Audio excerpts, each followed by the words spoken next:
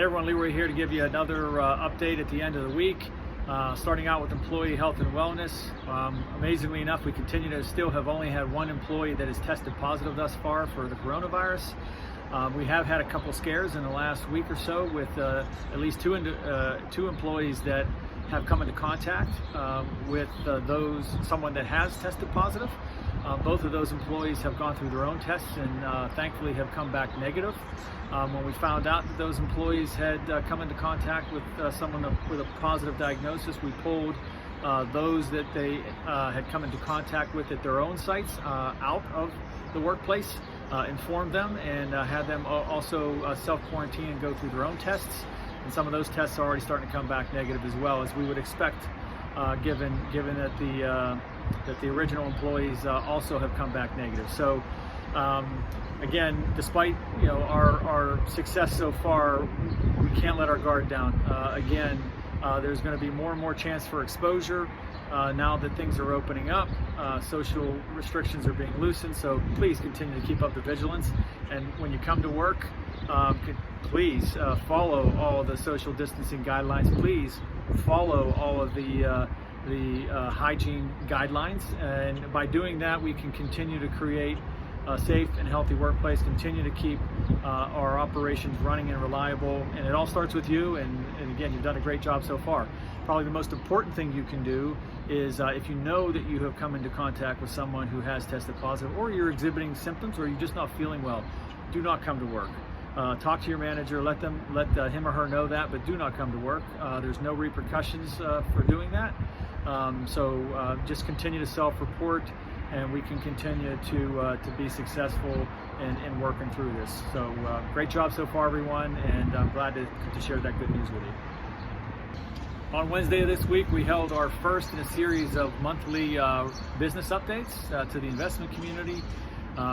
Basically letting everybody know where we stand in these tumultuous times. And while on the surface, from a top line standpoint, the news might not have seemed good, it actually wasn't too bad overall. So for the month of April, our sales were about $16 million less than April of last year, which, like I say, on the surface might not sound great, but given the circumstances is actually not bad. Much of that sales decline, in fact, almost all of that sales decline came out of C&C, which was as expected. Again, we are getting hit hard by lower oil. We're getting hit hard by a softer steel and aluminum business. But again, overall, despite the business being down for the month from a top line standpoint, within our expectations. So not bad. Performance chemicals actually was down slightly overall when you look at it globally, but basically that was driven by our international locations, which collectively essentially recorded its second worst sales month since we've owned that business. But the North American business, very, very strong, continues to be very strong, and was able to offset a lot of that sales decline. Despite the low sales numbers in our international performance chemicals businesses, they were still positive from an EBITDA standpoint, which was great. Even our C&C business, which was almost half of what it was from a sales standpoint compared to last year, still positive from an EBITDA standpoint. On the railroad products and services side, again, good sales numbers. Railroad and utility products, good sales numbers overall. Utility business continues to be extremely strong. Had a very strong April, following up what was a very strong March. And the rail business overall has been solid, continues to be solid. So overall, I'm actually satisfied with where we're at through the first month of what is surely to be the toughest quarter that we'll face this year. So again, fantastic job to everybody.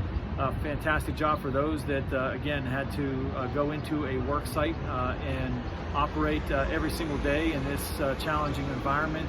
Hats off to you. Thank you very much. Looking forward to sharing May's results on a call that we already have scheduled for June 17th. So as we head into the weekend, I just really want to encourage everybody to try and find time to step away. For those that have been working from home, the days can seem to go on forever. Sometimes you don't know when the workday begins and when it ends.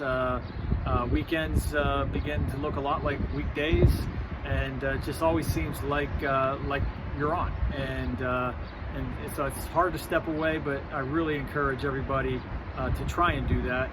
Find some time this weekend, shut the computer down, turn the phone off for a little bit, get outside, enjoy the family, do something that you enjoy, and hopefully you have nice enough weather for it. But you deserve it, you've earned it. Try and find some time for yourself, recharge those batteries. In the U.S., we're fortunate we get an extra day this weekend. It's a holiday weekend. Memorial Day is on Monday, where we honor those service people who paid the ultimate sacrifice to allow us to enjoy the freedoms that we have today. So please, everybody, have a great weekend, and I'll catch up with you again next week. Thank you.